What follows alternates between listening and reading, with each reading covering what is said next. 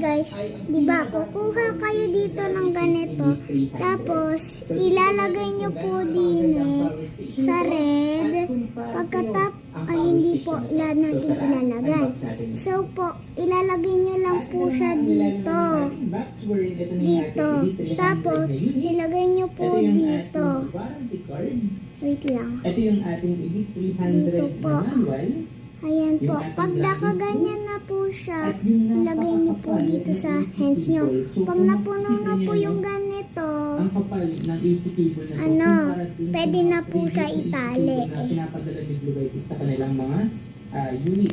So the reason why ganito, tapos guys, maglalagay kayo ulit ng parang ganito. Tapos, di ba, ipapatong nyo po siya dito, tapos yung color pick na yan guys, igaganyan nyo po, tapos ilalagay nyo po dyan, tapos pag okay na guys, okay na, nakalagay na siya dyan. Pinalitan ko lang guys yung kanto kasi color red siya. Tapos guys, ipapass forward ko na lang guys.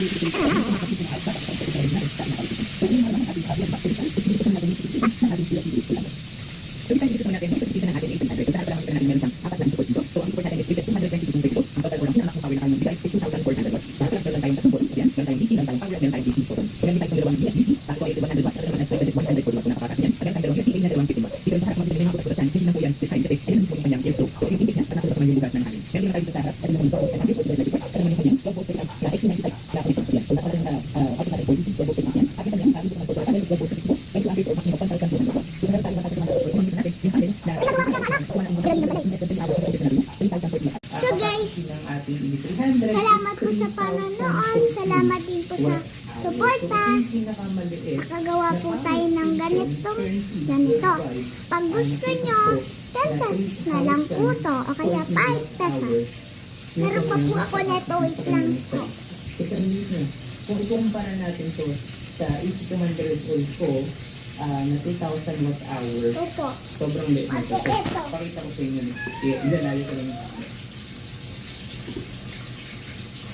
So kung makikita nyo, Tapos po, eto po.